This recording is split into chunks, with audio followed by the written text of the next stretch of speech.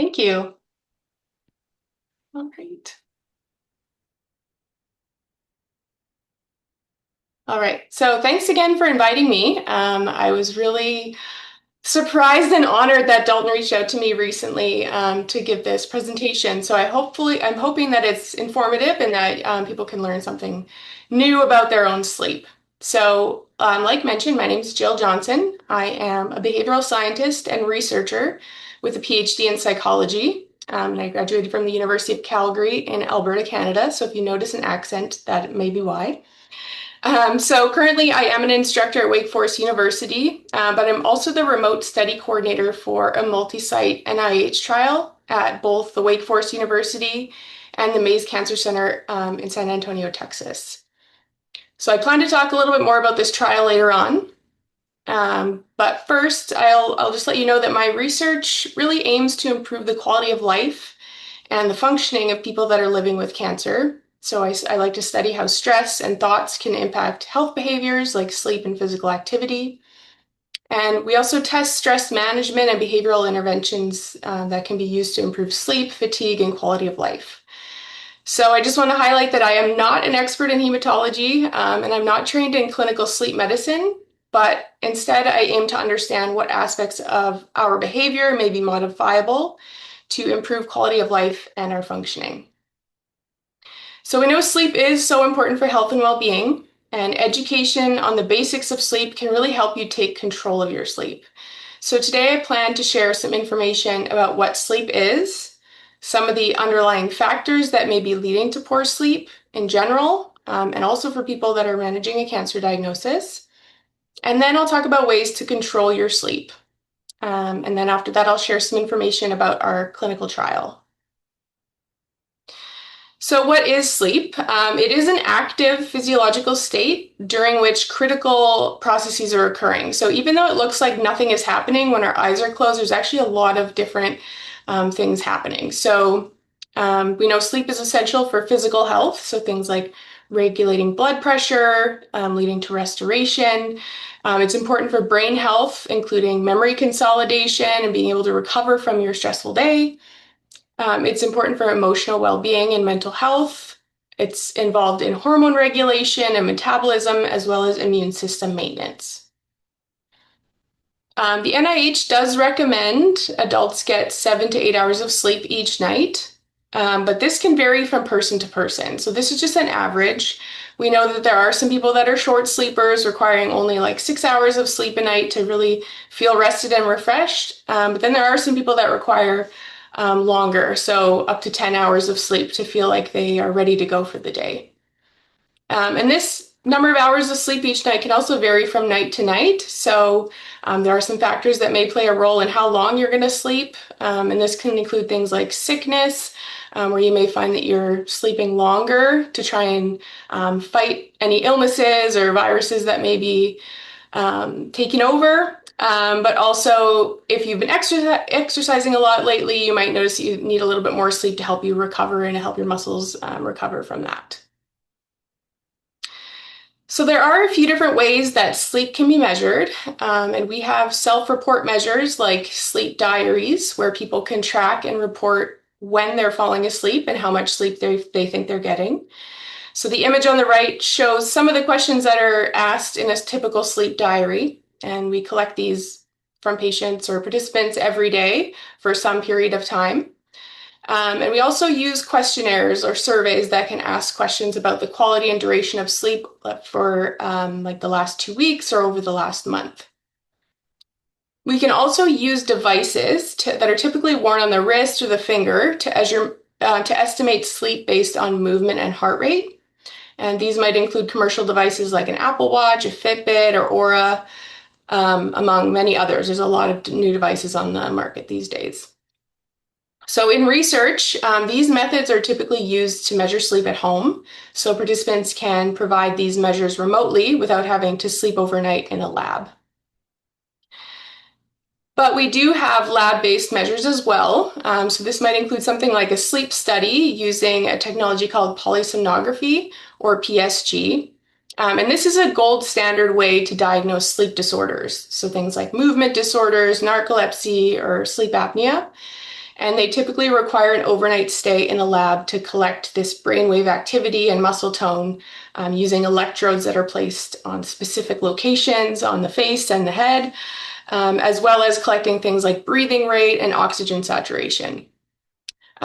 We are lucky now that with advances in technology, there are some portable devices now that can be worn at home to test for some types of sleep apnea. So it'll just be like a pared down version of what they might use in a lab, but allows you to test for sleep apnea without actually having to go stay in the lab. So when we conduct research and collect this information directly from patients, these are the main outcomes that we're looking to calculate. So we're looking at how long you're spending in bed, how long it's taking you to fall asleep, the amount of time you spend awake after falling asleep, counting the number of times you're waking up overall, and then calculating the total number of hours and minutes that you've spent asleep.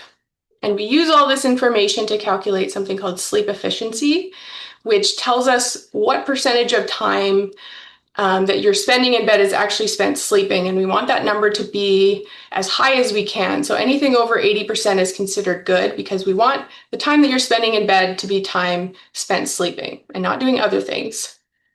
And another measure that we're always interested in is sleep quality. And this is usually a subjective rating of how restful sleep was. So like I kind of mentioned, we usually collect this using a sleep diary where we ask participants to report these things. But we also collect movement and heart rate data from a device that can estimate these outcomes.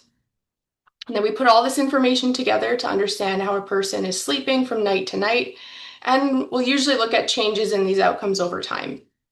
So for example, if we're testing an intervention that we think could help with sleep, we want to know whether we might be able to increase the total number of minutes a person is asleep or reduce the number of minutes that it takes a person to fall asleep. And these are often resulting in higher sleep quality ratings and higher satisfaction ratings with sleep. When it comes to research studies, I'm just going to note this because I get this question a lot in our trial. When we conduct these studies in everyday life, not in the lab, we're often less interested in measuring things like sleep stages, even though we know these are important for understanding how restorative sleep might be. And this is because the devices we send people home with to measure sleep are a little bit less accurate than estimating sleep stages using things like a polysomnography because they use movement and heart rate measured at the wrist to estimate these things and don't include electrodes that are worn on the face to measure electrical activity from the brain or your muscle tone on your face. So some clinical studies have revealed that while the wrist-worn devices are pretty accurate at estimating when you're asleep versus when you're awake, they are less accurate at estimating specific sleep stages, so usually overestimating light sleep and underestimating deep sleep. So in a study like ours, people often ask, like, am I improving my sleep stages? And that's just, we just don't want to be reporting on things that are going to be less accurate. So we try not to focus on that too much. But it is still interesting, and we're going to talk about what all of those things mean. So here is an example of what the brain waves or electrical activity in the brain look like during different phases of sleep. And these are measured using electrodes that are placed around the head and worn overnight during sleep. So we know that there are two phases of sleep. They're categorized as non-rapid eye movement sleep or rapid eye movement sleep. So we have REM sleep and non-REM sleep.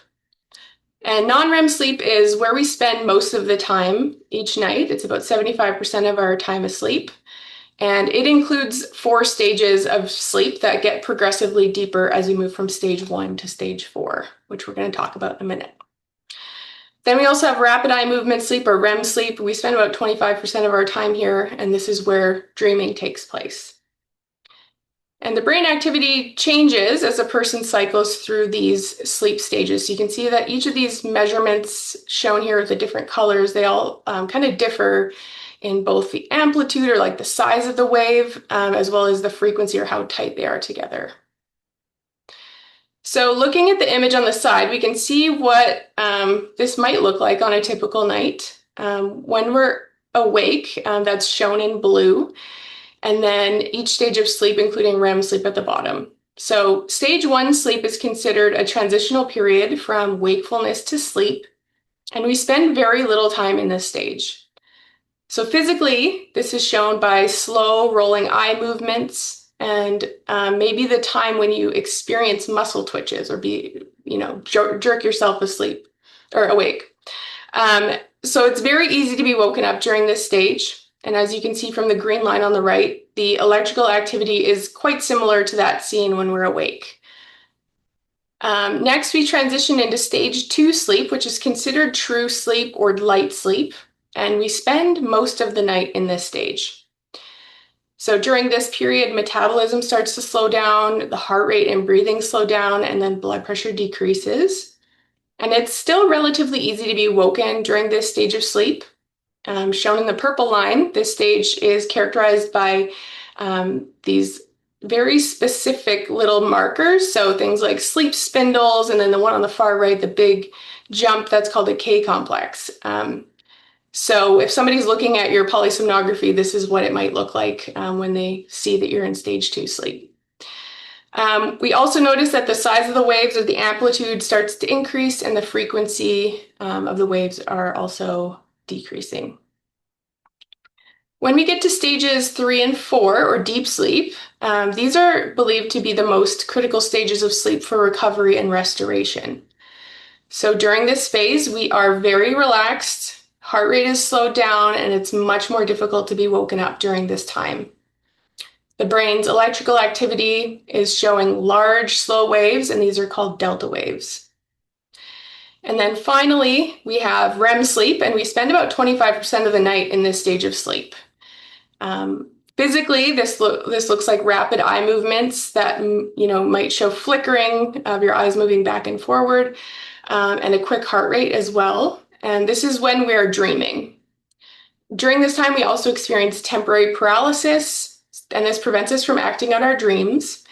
And the brain waves during this period are very active and somewhat similar to what it looks like when we're awake. So with this slide, I just want to show how complex sleep is, especially when it comes to brain activity. And I hope that this could provide some context for those of you who may use a device to track your sleep and see what your different sleep stages are, and try to put a little bit more information behind what that is trying to show you. So the stages of sleep occur in a cycle. So we always start at stage 1 and move through each stage down to stage 4, and then back up to REM sleep or stage 1.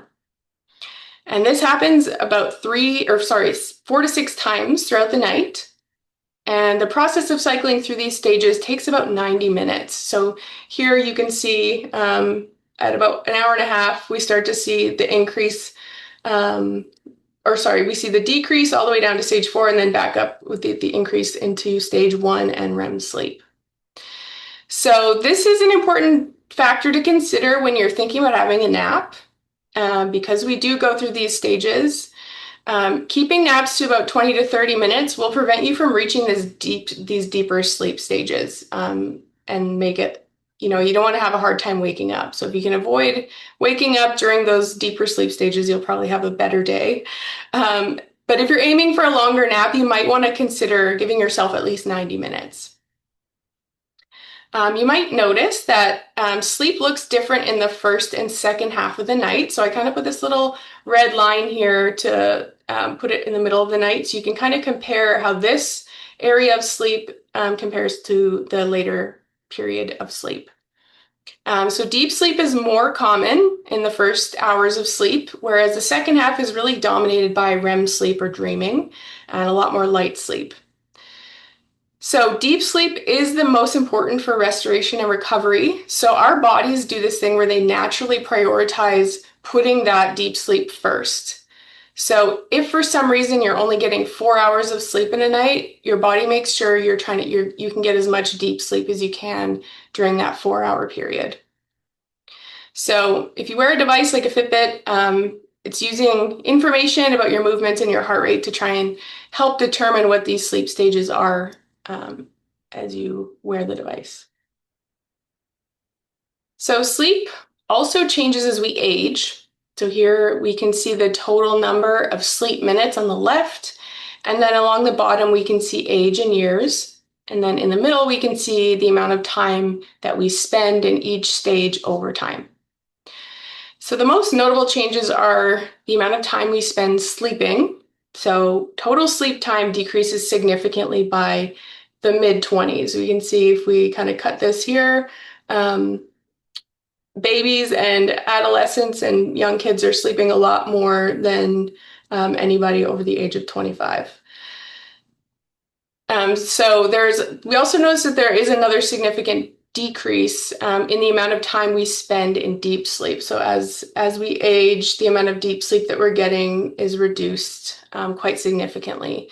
So this really highlights how important it is to try and get good sleep as you age to ensure your body can get as much restorative deep sleep as possible, because there is just going to be less of it.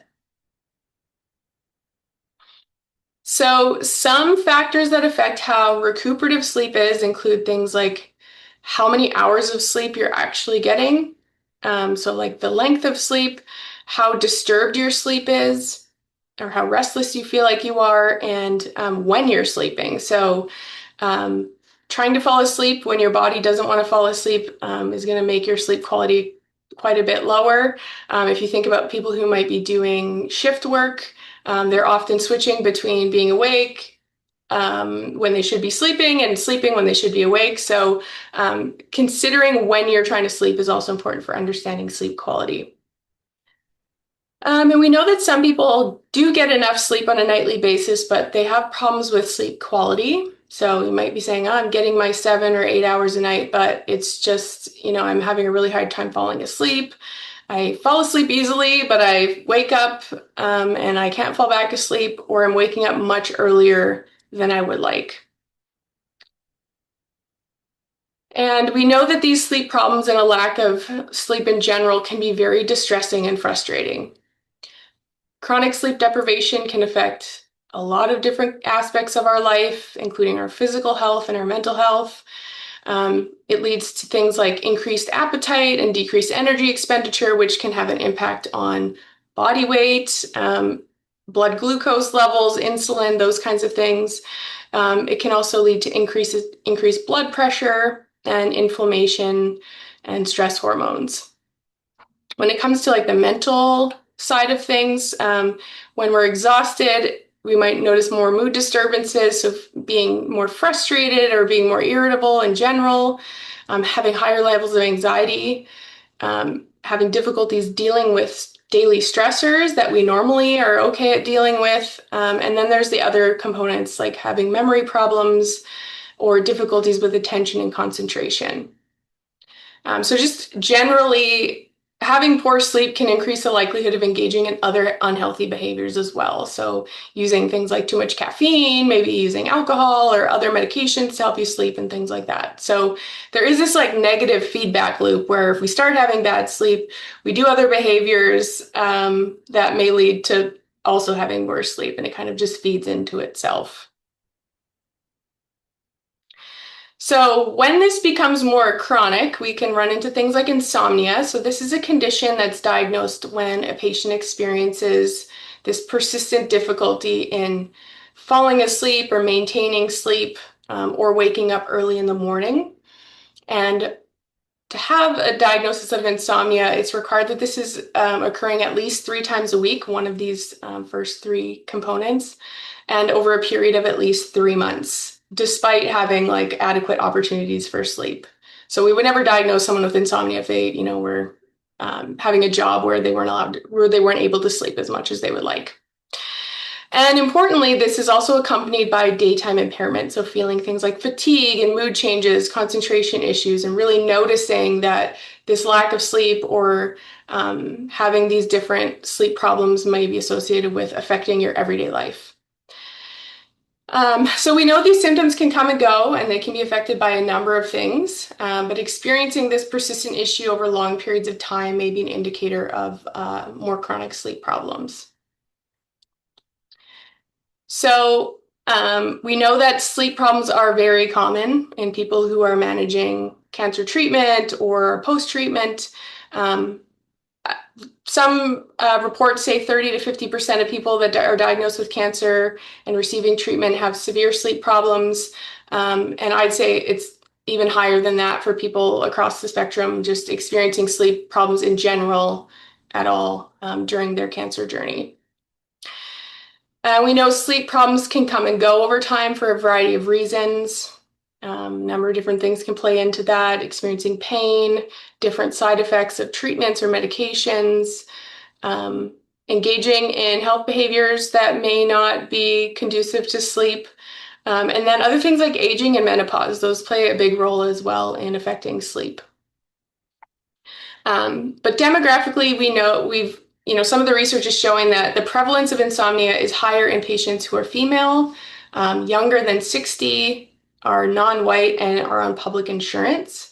But it doesn't seem to be specific to any cancer type, so this can happen across multiple diagnoses. And then fatigue is also another factor. We, when we're looking specifically at sleep and fatigue in blood cancer patients, up to 80% of patients with blood cancers have reported sleep disturbance. I might argue that it would even be higher than that. And same with cancer-related fatigue. So this intense feeling of weakness or lack of energy to perform normal activities that doesn't seem to improve with additional rest or sleep. It has different, components to it as well, where you're, physically, mentally, and emotionally fatigued. Unfortunately, this type of fatigue is non-specific, and there's often several contributing factors to it that can change with different treatments or over time. So it is hard to treat. And then one other thing that I've been kind of interested in lately is looking at these links between sleep apnea and higher incidence of some types of blood cancer. This really it came to my attention as we've been running this trial where we are not enrolling people who have a diagnosis of sleep apnea into the trial, but it is reported very often, either as people using a CPAP machine having been diagnosed with sleep apnea or are at a higher risk for it. So just something to consider if you think if you may be at risk for sleep apnea, it might be good to reach out to your team to just ask if you should be assessed for that. And then specifically in MPNs, this was a poster that was presented at ASH in 2017, and it was a survey of over 800 MPN patients. Across the top, we have the different MPN diagnoses, and then in the table, we can see a percentage of patients that are reporting sleep problems and what type of sleep problems. So again, just highlighting that this is very common. When it comes to sleep difficulties and fatigue that are experienced alongside treatment for blood cancer, there can be a lot of factors that are contributing to your experience that may or may not be in your control. But we're going to talk about some of the very basic ways to try and manage these concerns and understand if you can control your sleep problems or, if there may be other ways that your team can support you in finding out if you can manage it in another way. So if you're having sleep problems or excessive fatigue and it's affecting your daytime functioning, it's important that you bring this up with your providers. It's especially true if you feel like you've tried a lot of other things or if you snore and think you may be at risk for sleep apnea. They can review your medications to see if there's a dose change that might help or even a medication change, or look at blood tests to see if there's any deficiencies anywhere in certain nutrients or electrolytes that could be playing a role. Some cancer centers may also provide supportive care services that are really tailored for sleep and fatigue management. And you might be able to get a referral to those programs if they are available in your area. But we will go over some steps later that'll outline how you may want to prepare for this type of discussion to make sure you can provide specific information about what aspects of your sleep have been bothering you or how your fatigue may be changing over time. Just to provide as much information as possible. Cognitive behavioral therapy for insomnia is the gold standard treatment for insomnia, especially among people who are managing a cancer diagnosis. This program addresses various aspects of sleep that are associated, various aspects of sleep associated behaviors and thoughts. So just kind of outlining the different components of this program. It's very effective, but it may not be widely available. So if you're interested, you might want to consult with your supportive care team or even nurse navigators to find out if this is offered where you are. But there are also some offerings now online, which you may be able to look into as well. Of course, sleep medications are one of the most commonly prescribed things for sleep problems, or the use of over-the-counter sleep aids. I would say that these should not be the first or only option. Of course, short-term use is sometimes required to, get you back on track. But there are some concerns with safety and dependence with some of these medications. So just, be wary of how often you're using them and for how long.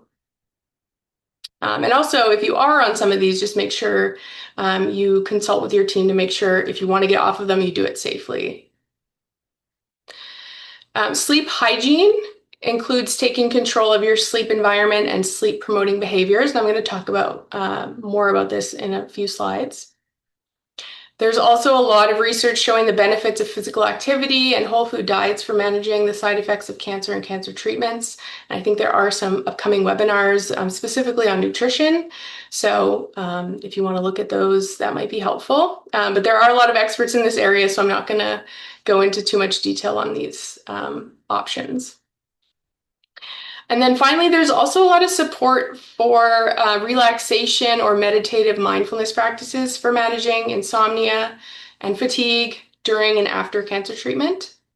So one of my colleagues is actually going to be presenting more information on how these approaches and other integrative approaches, including things like movement practices, like yoga, can help improve quality of life for people living with myeloma.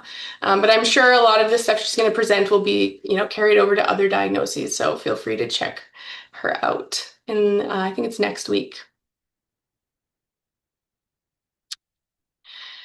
And then putting aside some of the obvious contributors to sleep problems, such as treatment side effects or medications, when it comes to understanding where your sleep problems may be coming from, the first step may be to pay attention to what you're doing in your everyday life that could be helping or hindering your sleep.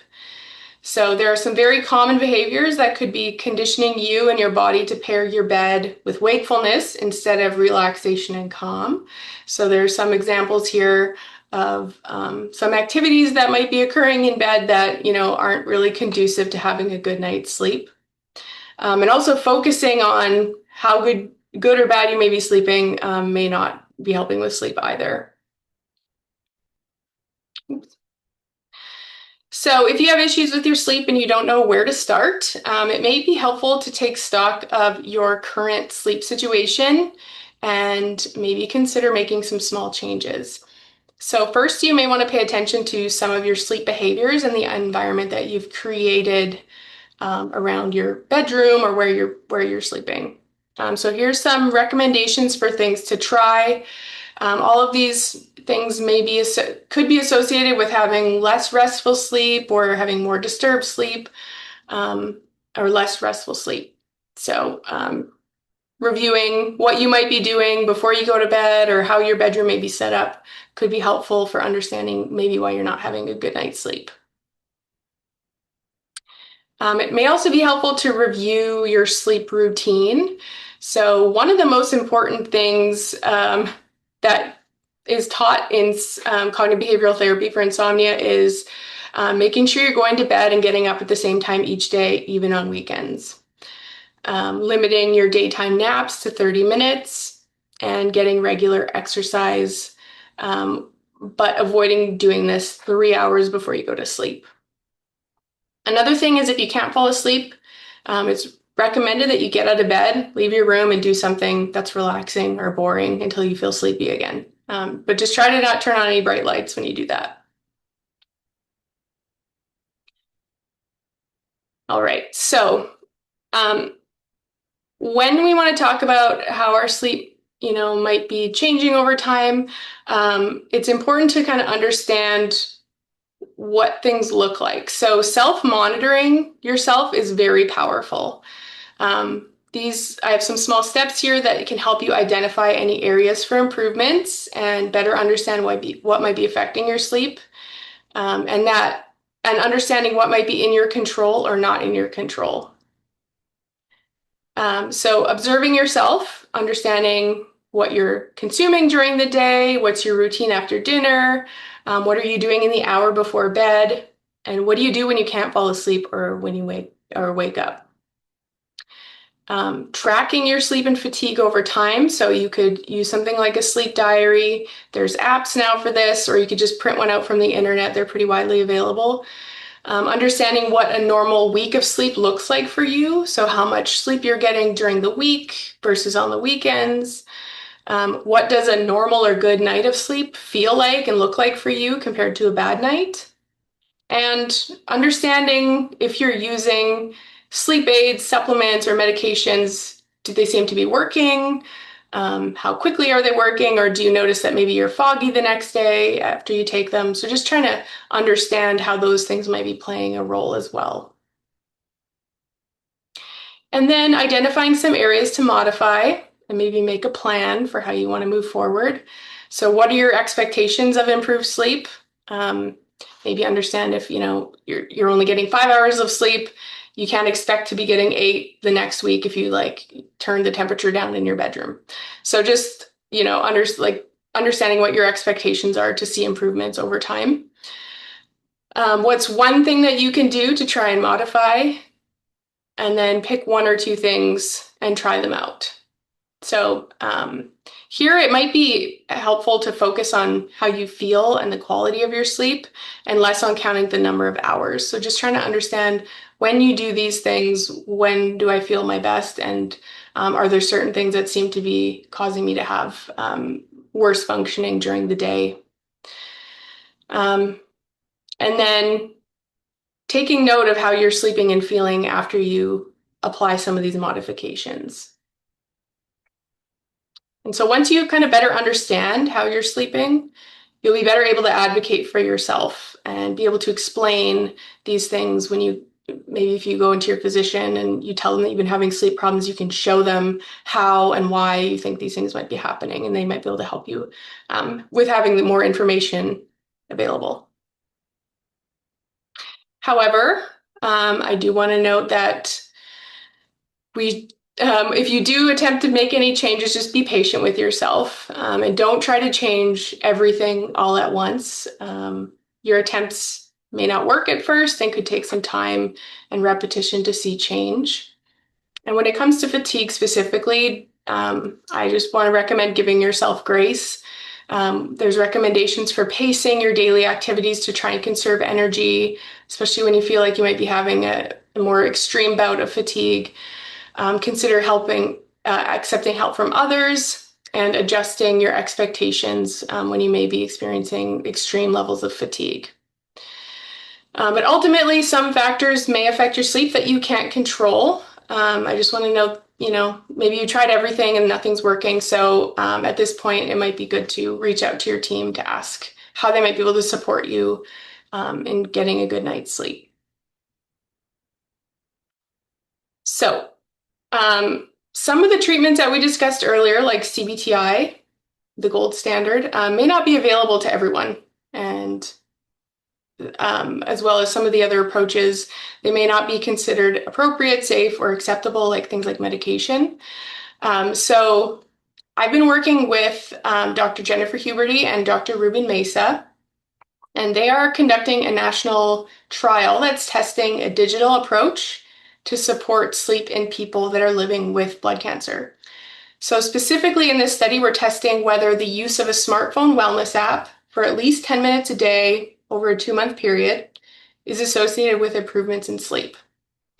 And we're also interested in determining whether there may be additional benefits to emotional well-being, fatigue, and immune function if people use this smartphone wellness app. And the hope here is that a digital approach to managing sleep during treatment can be something that's more accessible for patients, because it won't require any travel or time away from home, and it's also low cost. So the study I'm going to talk about is currently enrolling patients from across the US, and these patients are on active and stable treatment for blood cancer, but also experiencing poor sleep. The trial started in 2023, and we're approaching the end of our recruitment period now, but we are expecting to enroll another 60 or so patients through the end of May. I'm going to walk through what participation involves, and then I'll talk about who we're inviting to participate.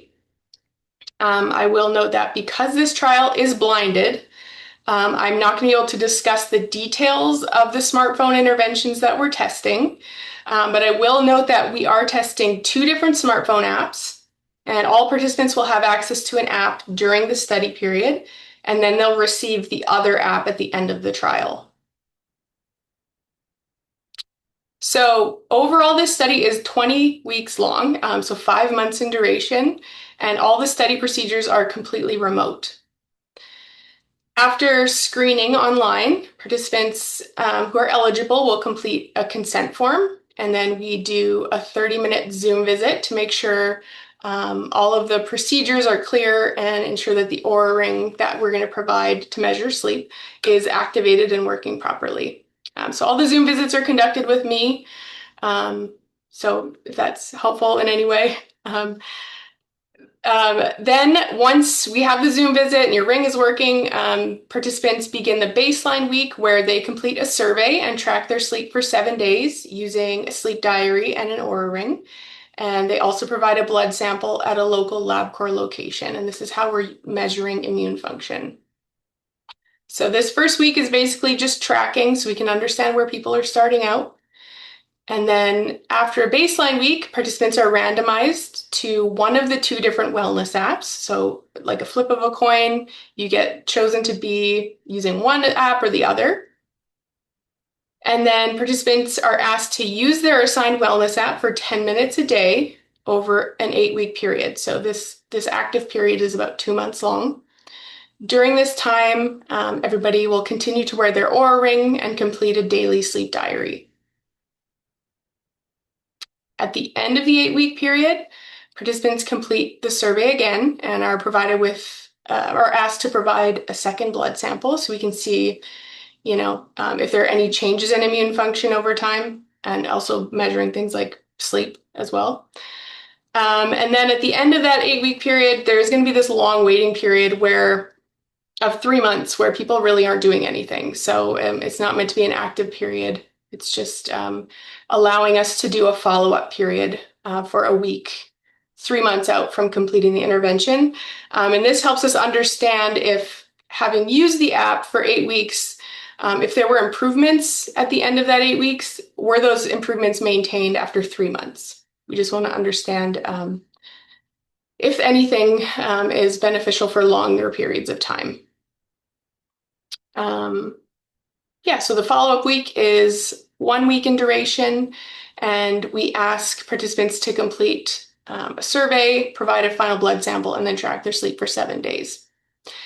So participants that are enrolled in the trial are compensated throughout the study up to $100, and participants are provided with 1-year access to the app that they were not assigned to for the study period as well. We also provide the results from all 3 blood draws. And unfortunately, people do not get to keep the ring. I will just mention that now. We let you borrow it for the study period, and then we ask you to send it back so we can reuse it for another participant. Okay, so who are we looking for? We're looking for adults that are on stable treatment for a blood cancer diagnosis. We're taking any diagnoses.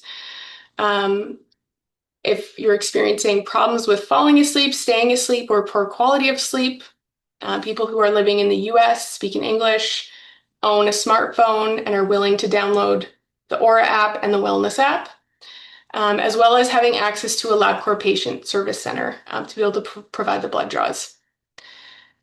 Like I kind of mentioned earlier, you may not be eligible if you have sleep apnea or use a CPAP machine, or if you regularly use sleep medications or over-the-counter sleep aids most of the nights of the week to help you fall asleep. And that's just because it's very hard to help improve sleep when there's other factors playing a role as well. So, if this sounds interesting to you or you think it might be interesting to somebody else, we have a website listed here at the top. You can visit this site. It'll pop up with Dr. Mesa's picture here at the very top.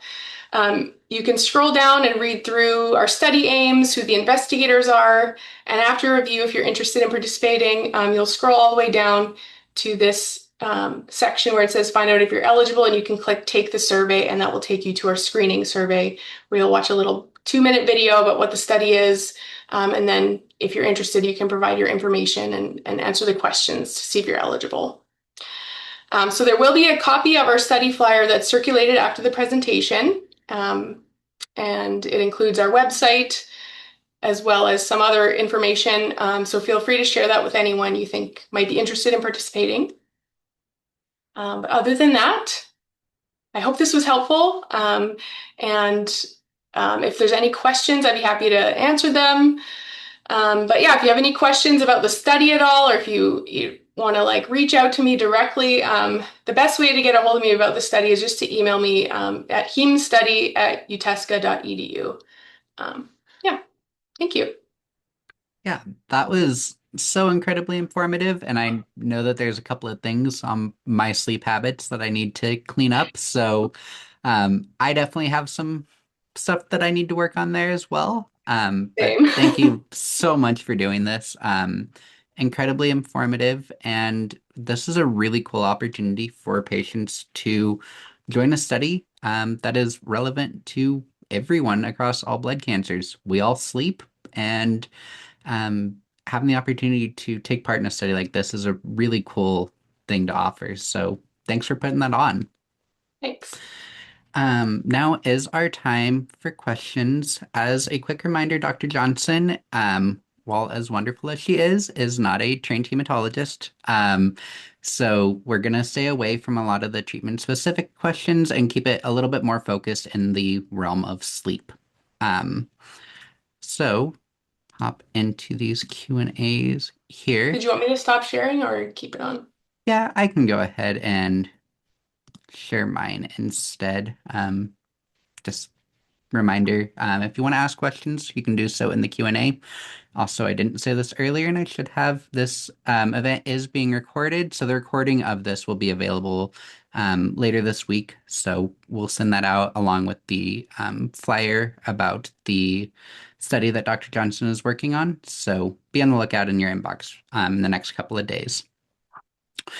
All right, so hopping into these questions, and again, I'm going to reframe some of these questions to avoid some of the either disease-specific questions or treatment-specific questions. But first one here is this individual has noticed that when they're more aware of their dreaming now, where before they were quote unquote dead to the world, they didn't remember their dreams, said they still feel rested, but they've noticed that their sleep has really changed since starting treatment. Um, is that just a shift in those stages of sleep that they're falling into? And is that something that is common amongst cancer patients? Do you know? Yeah, that's possible, especially with different types of treatments. Your body may be changing the way that your brain is active during your sleep, so potentially giving you more REM sleep, or that you may, remember more if more of it is happening.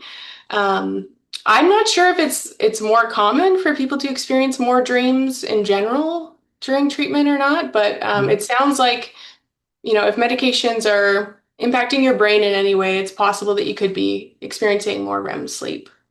Okay.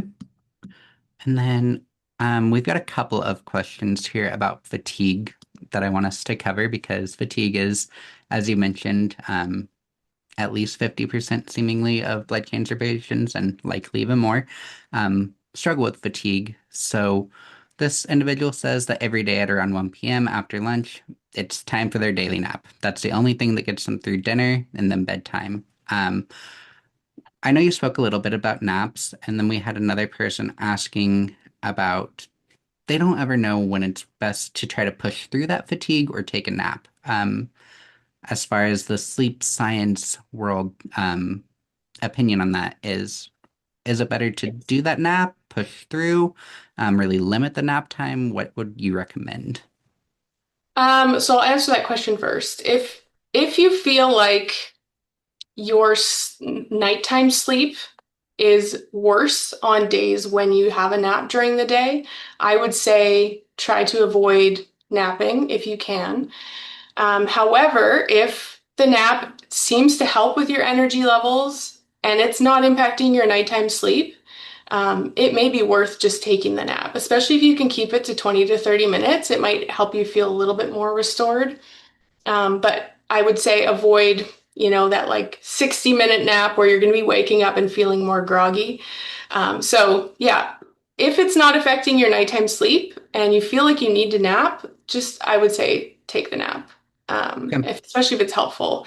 And then when it comes to the post-lunch dip, this is a very common thing that happens for everyone. So what happens is this is a result of our cortisol levels dipping in the middle of the day. So when we wake up, our cortisol levels are the highest they're going to be all day, and then they start dropping throughout the day. And at some point, we kind of hit this bottom where our cortisol is low in the middle of the day, and so we feel tired because we don't have this stress hormone in our body as much as we did earlier. And you're also, having eaten lunch, so you're, in this rest stage where your body is digesting, rest and digest. So it is natural to feel that post-lunch fatigue. Mhm. So if it's helpful, like I said, if it's helpful to have a nap for 20 to 30 minutes during that time, like it is right now, for me on the East Coast, feel free to do that. I think it's not harmful as long as your nighttime sleep isn't impacted. And again, keeping it to 20 to 30 minutes might be a good option. Okay. And then a follow-up, and kind of a flip side of that is when you're dealing with a bout of fatigue, um, kind of weighing that decision to try to exercise to see if that'll give you some energy or rest. Any recommendations on how to weigh that decision? Yes. So there is a lot of research showing that exercise and physical activity are helpful for fatigue. However, it is hard to feel motivated to want to exercise when you're exhausted. So, if possible, I think taking small steps to being more active, like going for a walk outside, especially when you can get sunshine to help you feel more alert and awake, that might be helpful in reducing your fatigue levels. But I think avoiding any like the extreme exercise where, you're really going to be putting your muscles um, in a state where they're going to require more oxygen and Mhm. need longer recovery times, that may not be conducive to feeling less fatigue. So I would say I try to like to use the word physical activity where we're like thinking about movement versus structured exercise where you may be doing a class or something like that. Mhm. You have more control over it that way as well. So I'd say do it if you can, but keep it not too intense so you can recover. Okay.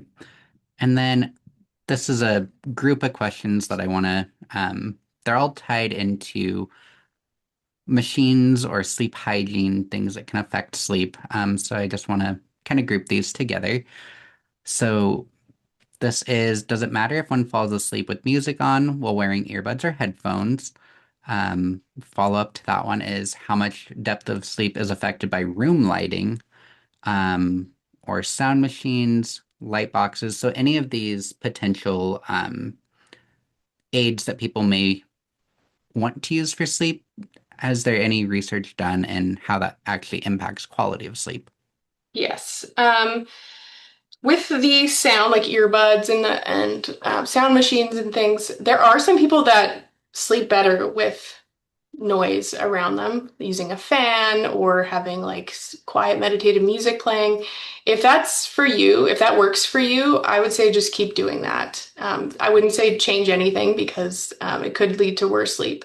My partner actually loves falling asleep with the TV on, which drives me nuts. So I have to wait till he falls asleep to turn it off. But if you need sleep, if you need noise to fall asleep and it doesn't affect you, from day to day, then I think keep doing that. And then with lighting, I didn't really touch on this too much, but avoiding bright light and blue light, especially in the hour to 2 hours before bed, is recommended just to help ensure that you're producing the melatonin that naturally will occur as you're approaching sleep time. Being exposed to bright light before bed reduces the amount of melatonin that's produced, so it can make you have a harder time falling asleep. So staying off your phone, your tablet, playing your New York Times games app like I do until you fall asleep is not recommended. Just to, make sure you're producing that melatonin to help you get a restful sleep. But there are some people that have like night lights or things in their space to help navigate at night, to use the restroom or things like that. So if possible, or if necessary, just keep those lights on or as low as possible to make sure you're making it to the restroom safely. But you can look at things like sleep masks as well. If you have to have the lights on, wearing a sleep mask, especially ones with the eye cups, very comfortable, very good at blocking out lights. You can wear that safely while you're in bed and take it off if you have to get up to use the restroom.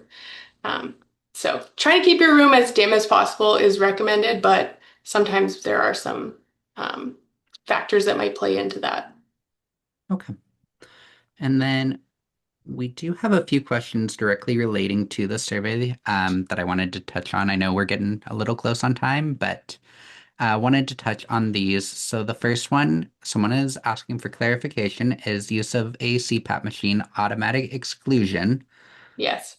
Okay. Unfortunately. And yeah, usually we don't talk too much about this because we don't want people like, misrepresenting their sleep apnea diagnosis. But yes, the reason for that is just we have no way of tracking if people are being adherent with their CPAP machine. So they are, not the most fun thing to use.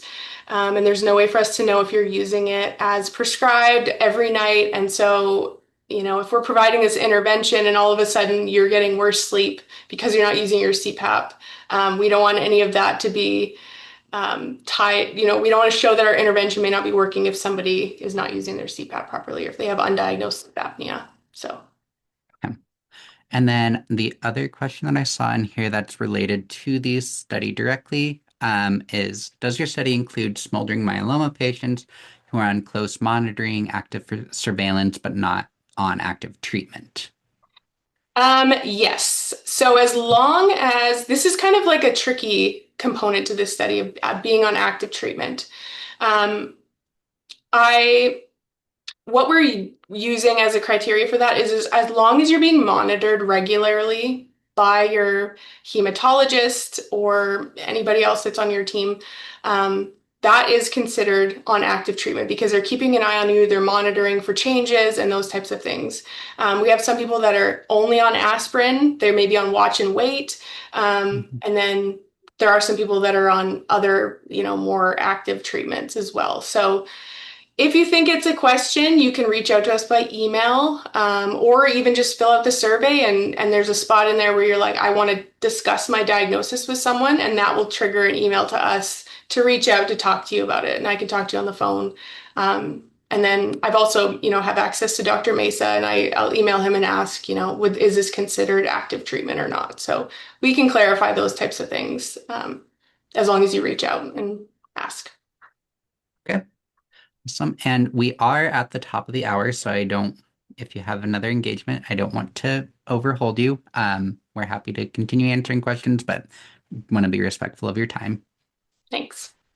So, um, do you have time for another couple questions, I could do or a do you couple need to hop? more. I could do a couple more, yeah, if there's any burning Awesome. questions. Yeah, I'm gonna try to group a lot of these questions together when I'm looking at things how they're similar. Um, a lot of people are commenting that they every night seem to wake up between the hours of 2 and 3 o'clock, 3 and 3:30, things like that. So they're having these frequent wake ups, pretty routine wake ups. How disruptful is that to their overall quality of sleep? And do you have any tips that can help people reliably fall back asleep? So I think this is, if you remember the image that we showed of the sleep cycling, as you approach later in the night, you're getting to more of those light sleep stages. I think this could be, representative of some of those time periods when you're getting that lighter sleep and then you're waking up and remembering it. Um, so I don't, as long as it's not distressing to you in any way, I think it's fine. Like it happens. People wake up in the night. There's nobody that sleeps all the way through the night. Everybody wakes up at least a couple of times.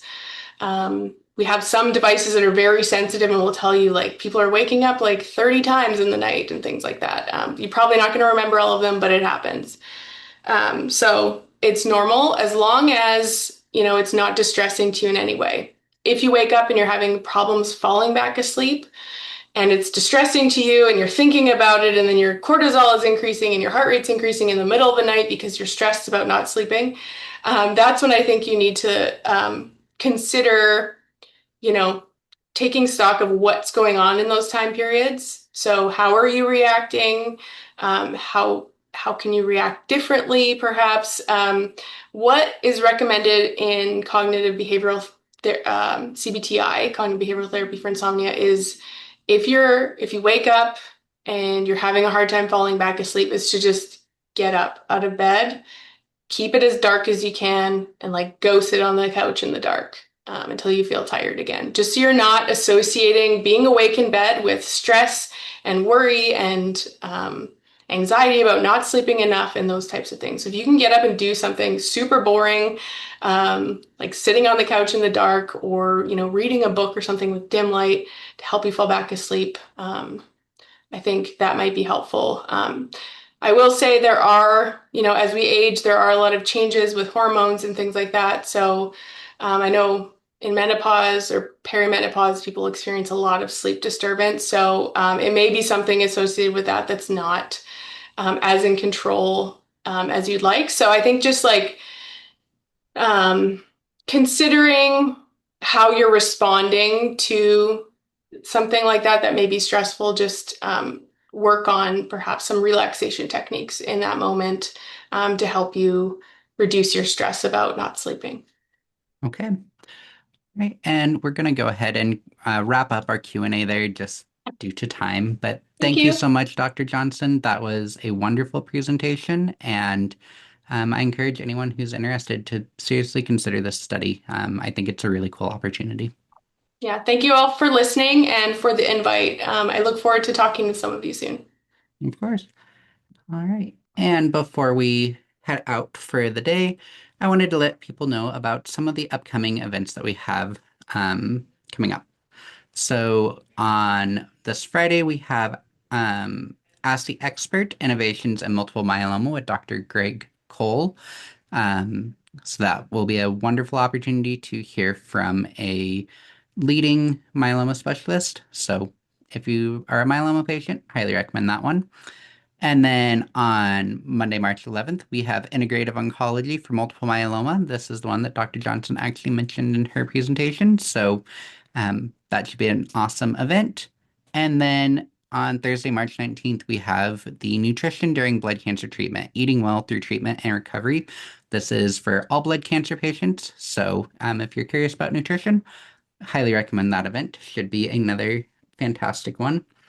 And we've started recently these community gather events. These are geared more towards getting people connected with other patients that have a similar diagnosis. So just wanted to bring attention to these. Tomorrow we have a community gather event facing the realities of myelofibrosis together. Um, then on Monday we have a lymphoma community gather, connection and conversation. And next Tuesday, we have a community gather event for MDS and CMML patients. These community gather events are not recorded because we want them to be an open environment for people to feel comfortable and share with one another.